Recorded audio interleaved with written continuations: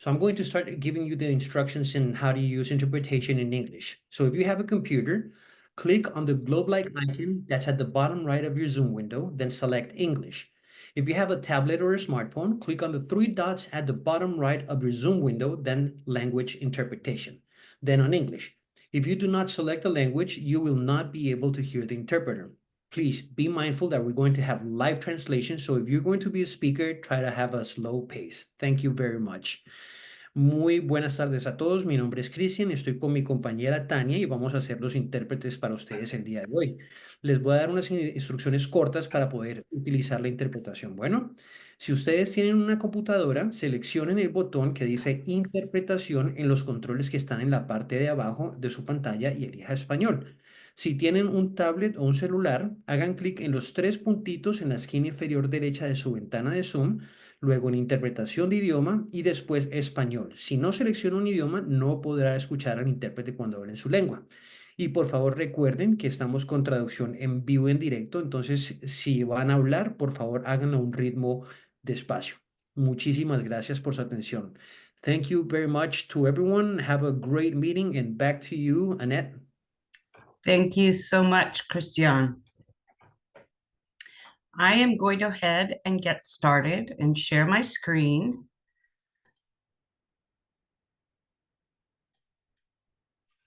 Make sure that I am on the right one. There we go. All right, can you all see the PowerPoint? Terrific.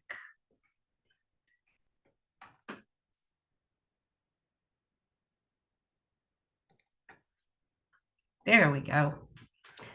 Now I have my screen set up the way I need it. So this is a little bit dry. It's how to apply for the grant workshop. But I wanted to let everybody know that we're going to have plenty of time for questions. When I get to a screen that has this logo on it, please feel free to ask questions from that section, and we will also have time for questions at the end. So, the City of Durham recognizes that festivals and parades and other celebrations play an important role in fostering community well-being, creating local identity, and in contributing to the improved quality of life for all of our Durham residents and visitors. Community-based festivals and events reflect the vibrant, distinct, and diverse character of Durham and its residents, while offering opportunities to create economic and social health and community benefits. This is the charge that City Council gives the Cultural and Public Art Program through the Durham Cultural Advisory Board in issuing these grants on an annual basis. Our agenda tonight. First, we will go through eligibility, what you can apply for, what types of organizations we will fund, the types of events we will fund, the timeline. Then we'll get into the specific documents that are required within the RFP, the proposal form and the attachments that are required, and the submission process.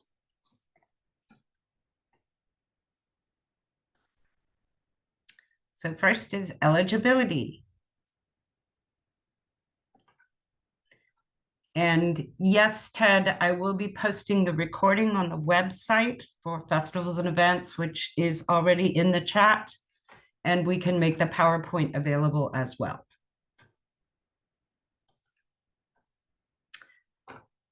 So we can only fund, as a city, non-for-profit organizations through with this grant opportunity.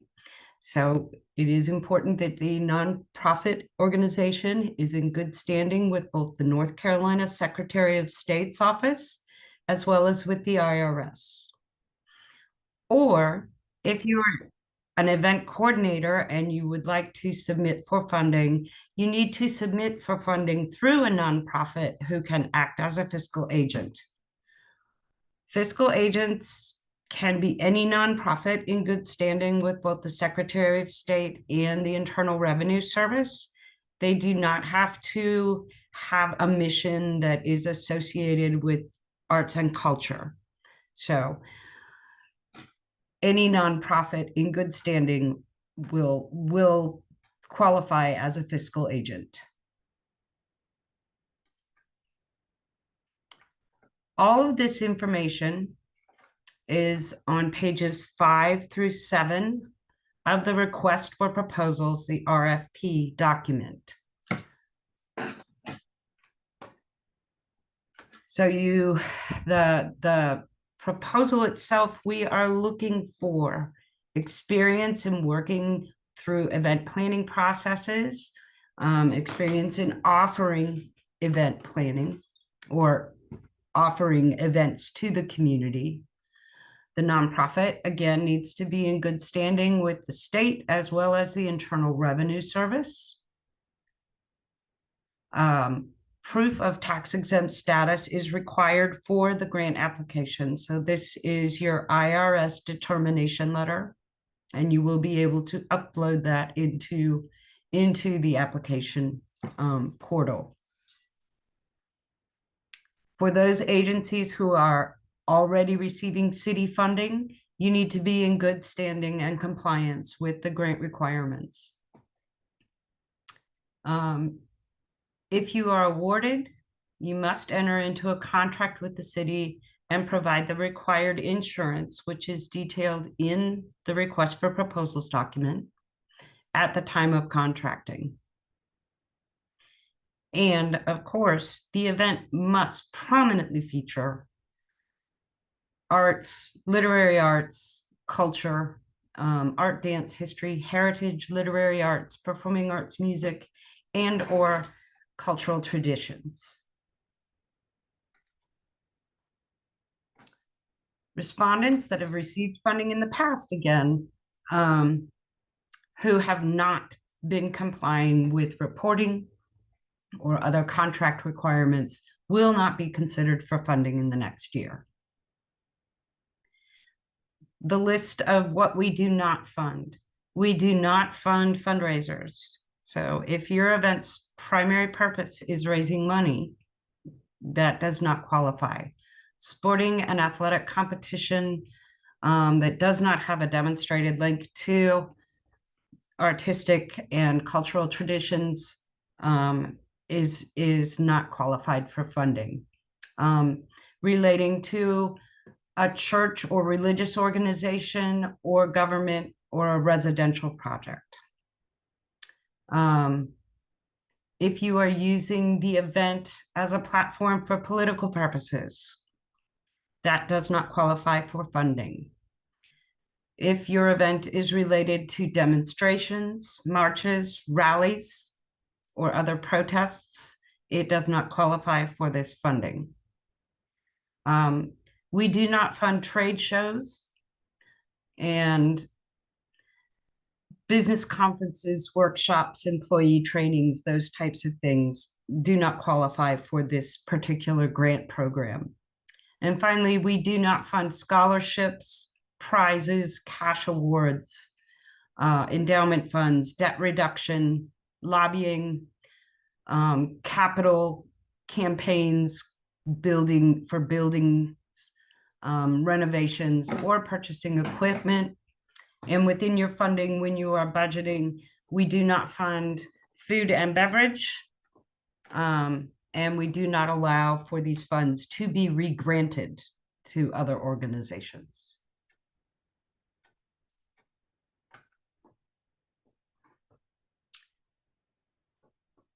So these are the requirements of the proposals. We are looking for events and organizations that are in support of the key goals and objectives of the city's strategic plan.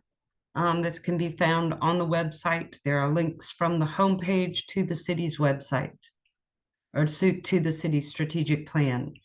We are looking for clearly defined goals, objectives, and outcomes, and we are looking for those goals and objectives and outcomes to be measurable.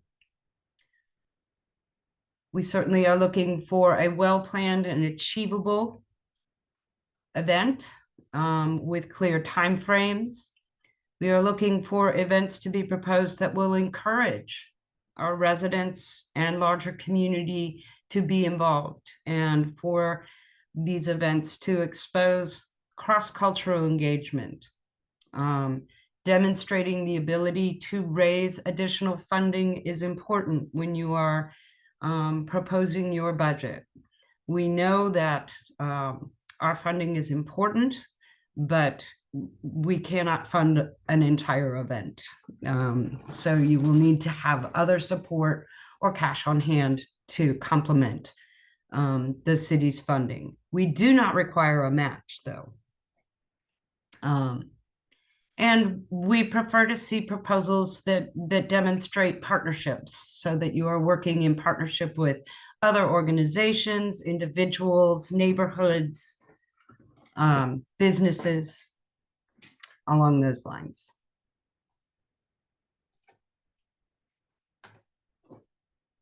Okay, the conditions for funding when we get to contracting. We are looking for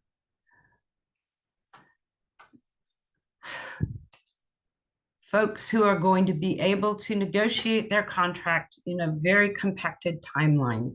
We have experienced in the past some organizations who have not been able to complete the contract negotiation, and we have shortened the timeline for this so that the Durham Cultural Advisory Board can then come back and re-grant money that is not able to be contracted. For that reason, we will require signed contracts from awarded organizations by October 25th, 2024. In addition to the signed contract, awardees will need to provide their certificate of insurance by that time. And if their solicitation license with the North Carolina Secretary of State is not up to date, it will need to be renewed by that time.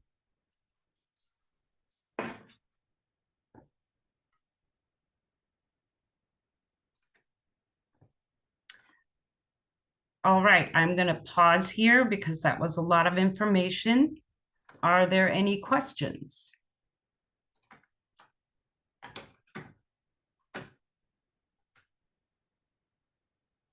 Yes, Celine. We are applying on behalf of a festival coming to Durham, but we are based in Tennessee. So when you talk about being in good standing with the Secretary of State, we have registered with the charitable solicitations through that process. Is that the good standing? I mean, does that qualify as good standing, or is there another step to go through in North Carolina to be considered? Yeah, registered. And have you applied for your charitable solicitation license so that you can raise money in the state? That is what we're talking about. Okay, great. Thank you. And Lindsay? Hi. I was just wondering if you could specify a little bit more what they mean by can't be related to political activity. Specifically, we're coming from a political organization, a trade union. And so I'm just curious if this specifically means like electoral politics. So for example, we have no intention of doing any kind of endorsement voting activity. First off, we do not fund trade shows. So there is that. Political activity, anything that has to do with, I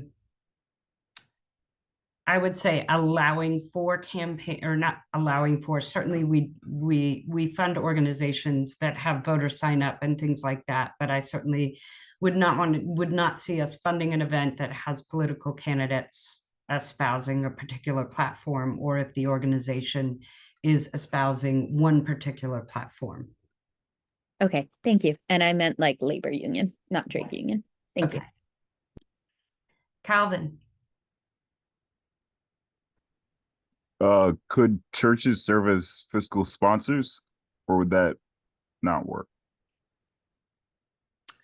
I don't think that is a problem for a church to be a fiscal agent. But I have your email with your registration. I will make sure, I'm going to make myself a note right now. I will make sure to double check that answer. And I will email that. I will also post the answer to that question in the addendum to the RFP, which when you get into the application, you will have a link to the addendum so that you can see all the questions asked in writing, but I will add this to it. So I'm sorry I can't answer that directly, but I will double check that for you. Okay. Okay. Any other questions? Charles, there is no maximum for grant requested amounts. So we have received an increase in our budget this year. We have been able to grant up to $195,000 a year for festivals and events for the last 5 or so years. And City Council generously increased that budget by $100,000. So we have $295,000 available for grants this year. If you know your council members, please thank them for that increase. If you know members of the Durham Cultural Advisory Board and members of our leadership in our cultural community, please thank them for their advocacy for that increase in funding, because it is very helpful to have more money so that we can have more cultural events. All right, I'm going to move on. So our timeline, obviously you all know that the RFP process is open and that we're conducting workshops because you're here. The third line on this slide or fourth line about the deadline to submit questions. We have in the advertisement of this opportunity, a process by which if I receive questions in writing, I will answer them directly in writing, and I will also publish the question and the answer on what's called an addendum. I mentioned this earlier. There is a link within the proposal application so that you can read all of these questions and answers. This allows us to make sure that all applicants receive the same information. And certainly y'all are going to think of things that we didn't think about in creating this application. So please do not hesitate to answer questions. The deadline for submitting those questions to me in writing so that they can be published is the end of the business day, Friday, July 26th.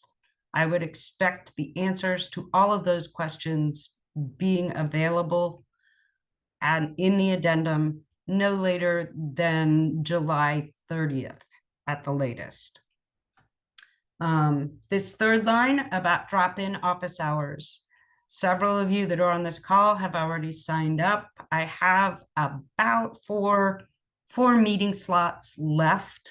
And if you cannot, for some reason, get into a meeting and you really need help, please email DCAB, DCAB at durhamnc.gov. And we will try to work something out for you. I don't want anyone to feel like they aren't getting the support that they need in filling out this application.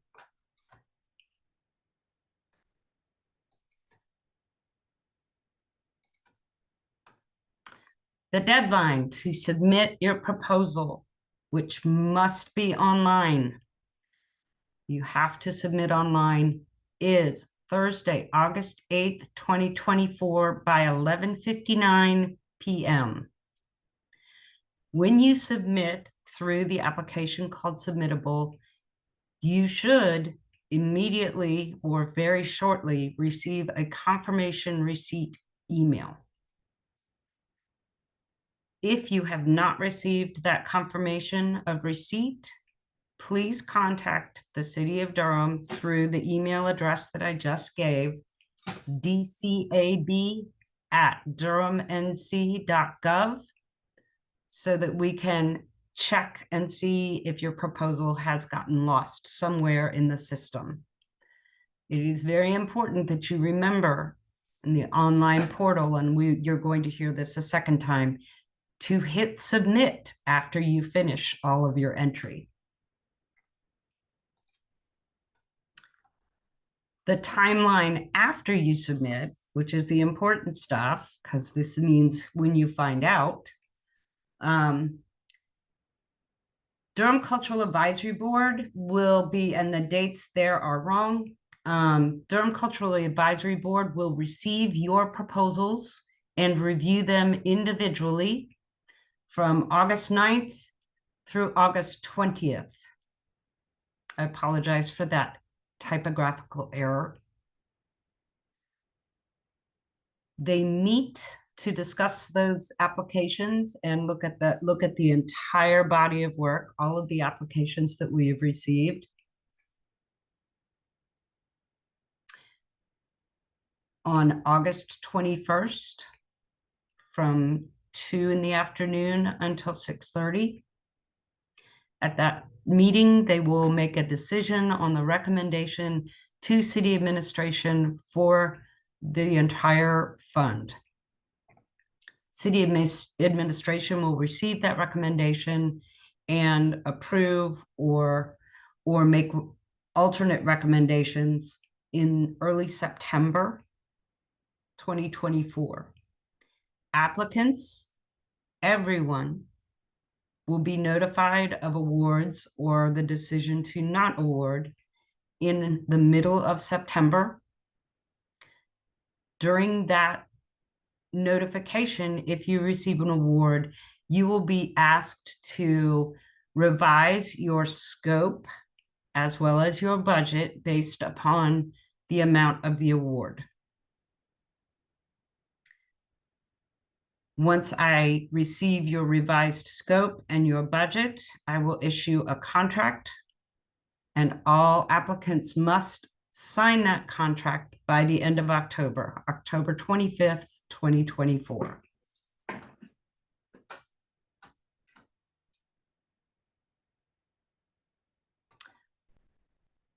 LM, I apologize. I will double check on that website. It should be 11:59.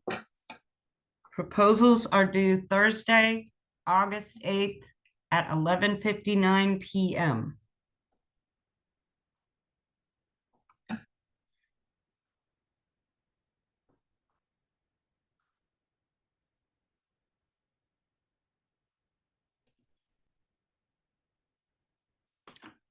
Okay. Are there any questions about timeline?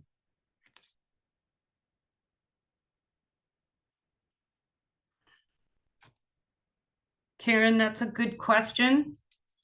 Last year, Karen's question was, is there a list of festivals and events that have funding in prior years? And I'm not sure that our website has that list active now. We funded 16 festivals and events last year. And I will add that to the list of questions for the addendum. We have funded everything from, for example, we supported the Festival for the Eno, American Dance Festival, Durham Central Parks Playlist Concert Series, the African American Dance Ensemble's Kwanzaa Fest, Book Harvest's community festivals or community events. They have both a fall event and summer event that just happened last weekend. We provide funding for Durham Pride, So it is a wide variety of events that we have funded.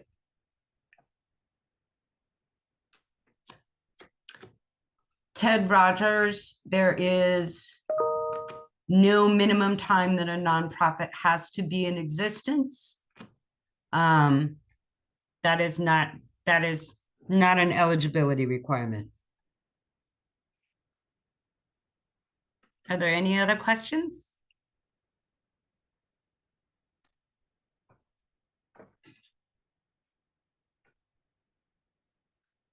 All right, we will move forward.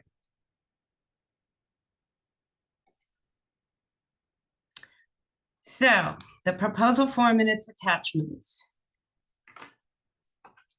You have the RFP document, or you have the link to the RFP document. I know it is quite a tome, many pages. But you should be able to find everything that you need in order to understand the information that we are looking for. The application itself is in Submittable, which those links are both on our webpage, as well as within the RFP document. It is an intuitive application. It is fairly simple to use. Once you sign up to use the application, you will have access to an amazing library of videos, blog posts, all sorts of tutorials on how to use the application. And finally, there is a document that is on our webpage. Again, that link is in the top of the chat, and I can post it again if you need me to, of the review criteria for the Durham Cultural Advisory Board review of each proposal. You will also see this criteria in your application. All right. Any questions?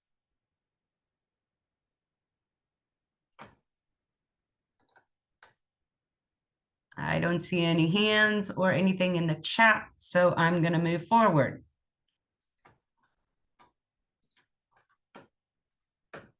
When you go into Submittable, you will have a proposal form. You will see all of the standard questions, contact information, your tax ID number, everything that we need to know in order to make sure that you are a funding organization and how we can get into contact with you. There are 6 required attachments for the proposal, and I would love for them to be less, but we are stuck with 6, and we will go through each of those. The budget is one of those 6. And the proposal application Submittable allows you to upload all of these attachments. When you are working on these required attachments, be sure to set time aside early, well before the deadline day, to make sure that your non-collusion agreement, which is one of the required attachments, is signed and notarized. It's a good idea to get that taken care of so that at 11:45 on August 8th, you aren't desperately searching for someone who can notarize your signature. And finally, attachment 7 is optional. That is collateral material that helps to support your application. Surveys of past events, marketing materials, screenshots of your website. That is completely up to you.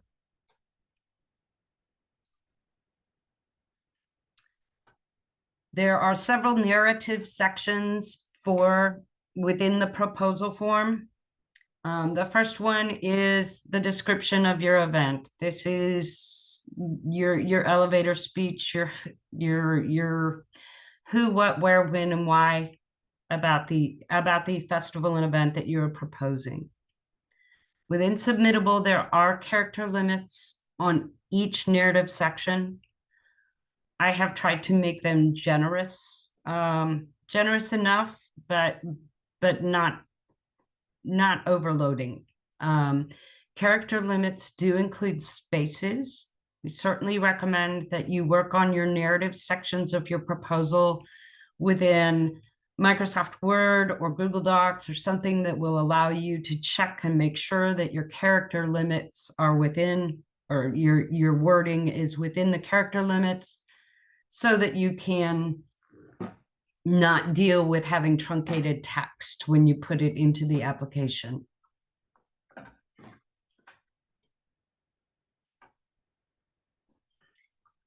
We have 5 goals for festivals and events.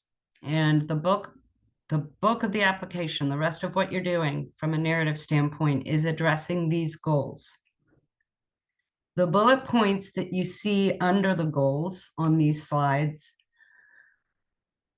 are suggestions of evidence on how you are meeting this goal.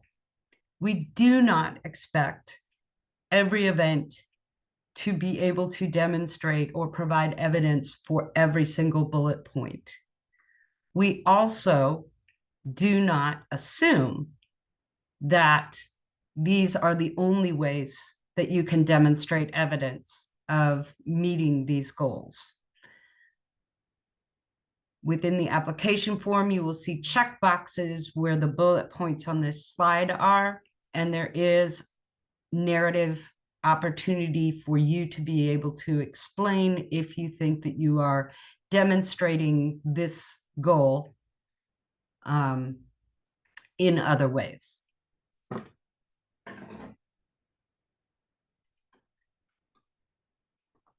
Goal 2.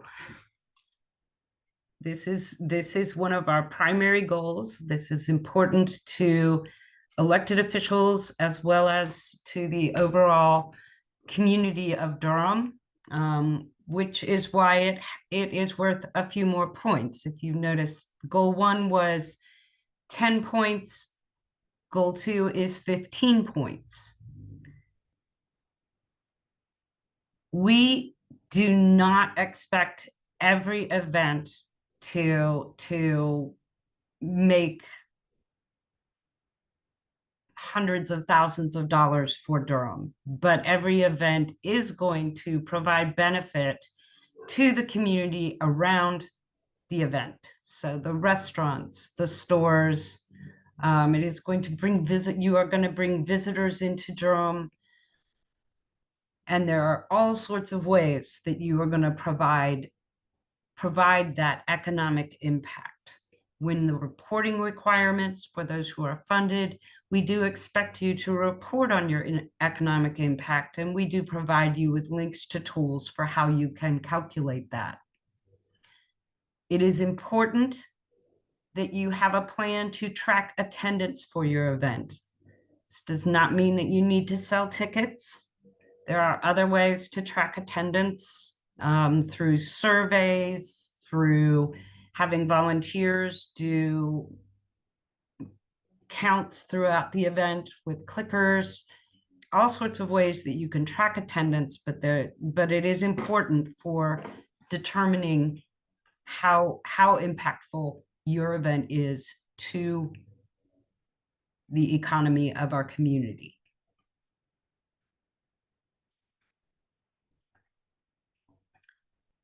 Goal 3 is supporting innovative events that create vibrancy for Durham's communities. Again, these bullet points are not exhaustive as a way to show evidence of how your event is achieving this goal. There are certainly many other ways, but these are some of the ways that we think are important.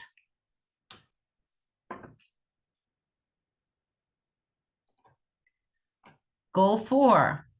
This is a very important goal to our process as well. Thus, it is worth 15 points as opposed to 10. We want to fund events that are promoting equity, diversity, inclusion, access, as well as accessibility.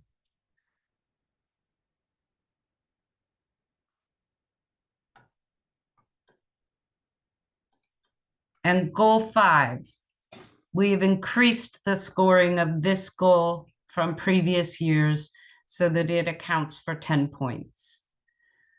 This is the opportunity for you to show your experience in providing this event. If you're proposing through a fiscal agent, we want to hear about the event coordination experience, why the event itself should be funded, and because of the experience that you have in providing this. We will certainly be looking at organizational efficiency and effectiveness of the fiscal agent as well, because that is important to a secure contract. All right, attachments. Attachment 1 is your IRS letter of determination for nonprofit status. If you're applying through a fiscal agent, this would be the fiscal agent's determination letter.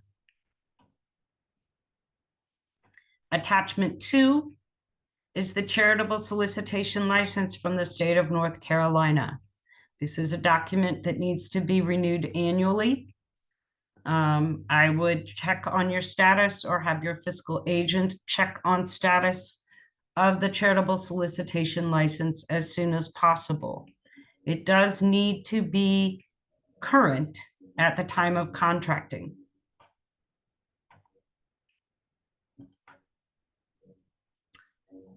Your event budget, and I have suggested in the RFP a template or a budget design so that you can use the budget setup that we have within the RFP. The budget should be 1 page. The budget needs to add a column in both income as well as expenses that show how you spend the city money. Again, be sure to double check those eligibility requirements so that you are not requesting money that is going to go for hospitality costs, food and beverage. And it's very helpful if you can keep that to 1 page and make it as clear as possible for the reviewers.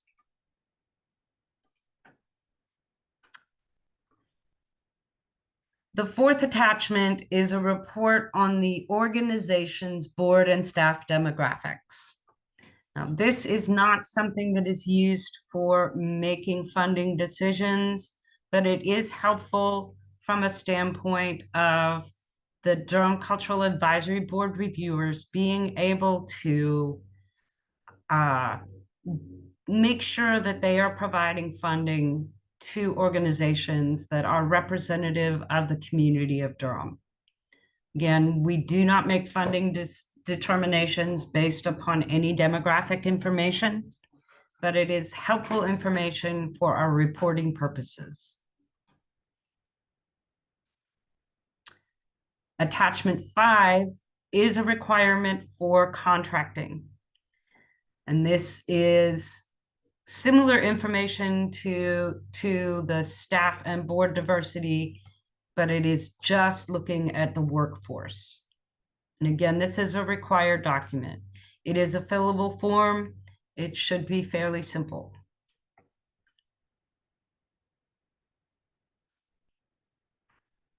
Attachment 6 is also required for contracting. It is the non-collusion affidavit. This is the document that must be notarized. Please make sure you fill it out in time to get it to a notary for signature. And finally, attachment 7, which are your support materials. You can upload up to 7 files. These are photographs, marketing collateral. You can upload video. You can upload news articles about previous events. Anything that helps make the case and provides a sense of who you are to the folks that are going to be reviewing your application.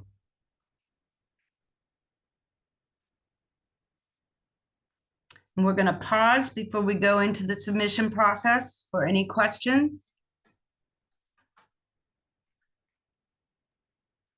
Annette, I have a question. This is Beth. Hey, Hey, will will you be sending out the recording to this? Because I lost the signal for a brief second, so I just want to make sure I absolutely. get We're going to everything. post it on our website. And as soon as it's posted, I will send an email out to everybody who's here. Awesome. Thank you. You are very welcome. Any other questions on the proposal documents? Lindsay? Hi, I put this in the chat, but I'll just say it out loud. I run a 501c3 with no paid staff, only a board and volunteers. Mhm. Are we still eligible? Yes, Okay, thank you. absolutely.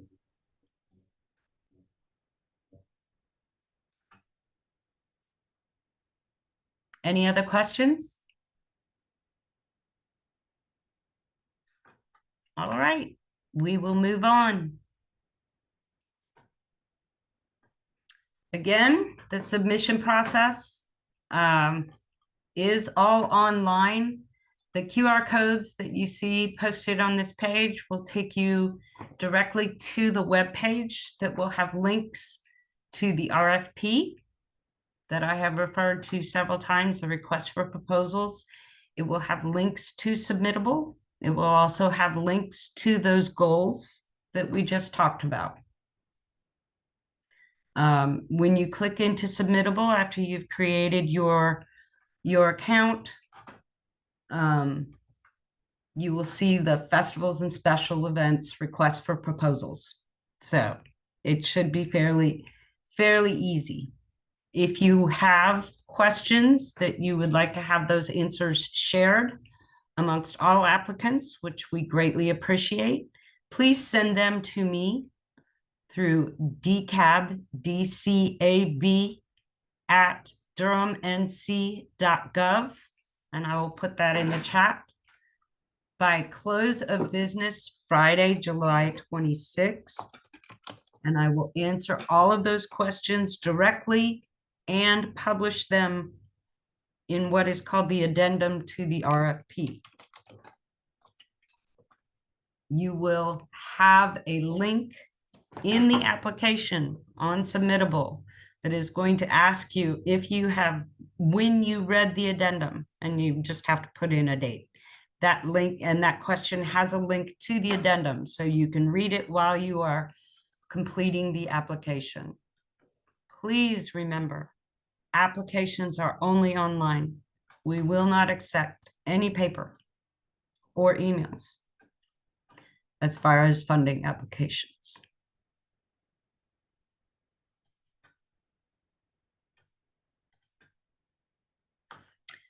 And this is, again, just to make sure that you know what you're looking for.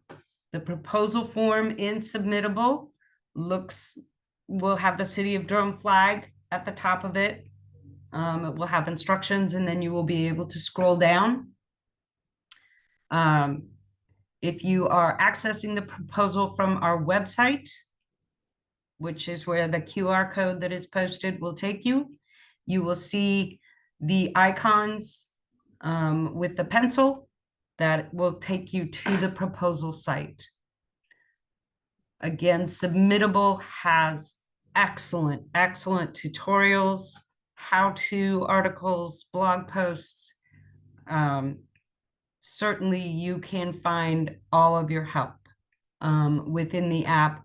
They also have technical assistance available, and every time I have used it from an administration standpoint, I have gotten responses within the hour for emailed questions. Because there is a character limit with spaces on narrative questions, I strongly suggest that you draft and edit in Microsoft Word, Google Docs, or another software application for writing so that you can keep track of the number of characters and spaces you're using. That way you can copy and paste into the online application form, and you won't get caught with having too many characters and spaces and therefore losing chunks of your narrative.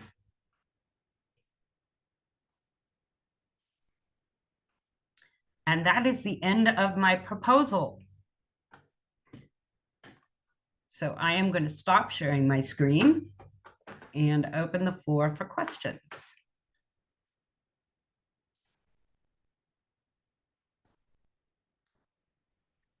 Actually, Annette, before stop sharing your screen, if you could, there's a couple of good questions in the chat by specifically by Kat and Victoria. If you could address those, that would be great. Absolutely.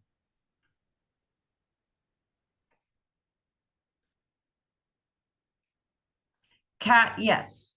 There are no size requirements for festivals, and we do fund smaller festivals. In past years, we have funded events by Sister Cities of Durham, which have pulled, 100, 200 folks in.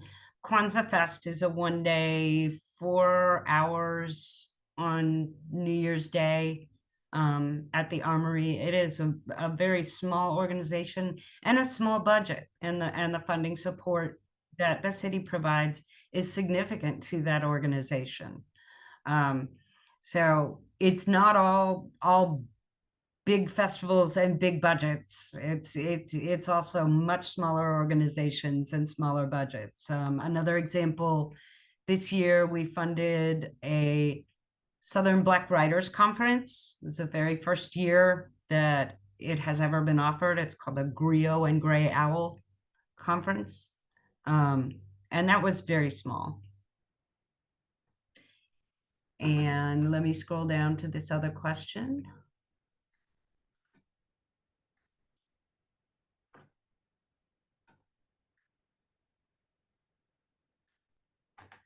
Victoria, that is a good question. We do not require matches. So certainly the amount of contribution doesn't necessarily need to come directly from the applicant. If you have other donations, sponsors, are you working in partnership, other grant funds, that is helpful. At our last workshop, the in-person workshop, I was asked to provide what is our average percentage of budget funding, and we do not have that data as of yet. I've started to record that with current festivals. So really we're not looking for anything other than the fact that we know that we are unlikely to be able to fund a budget entirely. And thank you, Ted, for pointing those out for me. It's a little hard to keep track of all that. Are there any other questions? And please shout out if I don't see raised hands, because I don't see everybody that is on the call.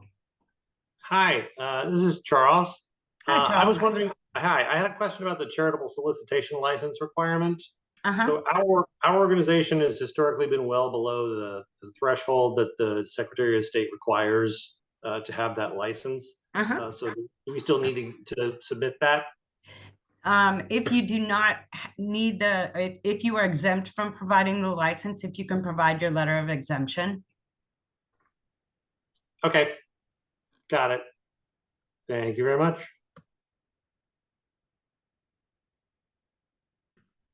Any other questions?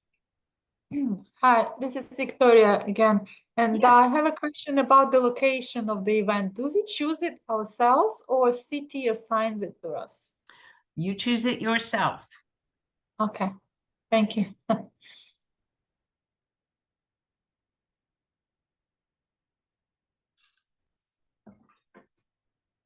Any other questions? And that somewhat unrelated, perhaps, but are there any new amphitheaters or outdoor event hosting areas that will be provided in Durham or created in Durham? Great question. Not within the next year per se, but one of the goals of the city within the next year is to begin to collect public input on the historic Durham Athletic Park. That park was renovated just about 20 years ago. It is, and when it was renovated, in part it was renovated so that North Carolina Central University's baseball team could play NCAA baseball, Division I baseball at that site. That is no longer being used for that purpose. So we are going to be coming back to the community sometime in the next year to be looking at how that venue can be used. We in the Cultural and Public Art program have certainly learned that having some kind of enclosed amphitheater type space so that you can hold ticketed events, but it's still open air, is something that people in Durham would like to have. And certainly something that people in Durham would like to see happen in the historic ballpark and provide that as a purpose. So I would certainly encourage all residents to participate when that feedback time gets promoted, when those engagement opportunities happen, to be able to talk about that and other locations. There's certainly the proposal for the new rail trail is also going to be providing some new gathering space. I don't think it's going to be for anything that is going to serve thousands of people, but certainly is going to be a programmable space for folks, certainly around the trailhead where the Museum of Durham History is located, and that parking lot, which is going to be converted into a plaza area. So that will be coming down the pike, but not in the next year. Thank you. I appreciate that. Any other questions?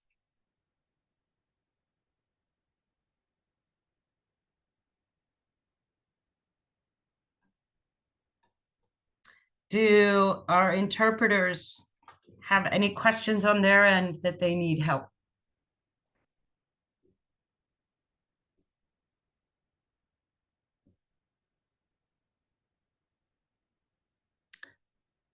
Hearing none, I'm going to give back 35 minutes to y'all, or 34. And I will remain on the call in case anybody needs to chat towards the end. But thank you all very much. You have the DCAB email. There are still some meeting times available. If you need some one-on-one work, I am happy to work with you. I look forward to reading your proposals. Bye-bye.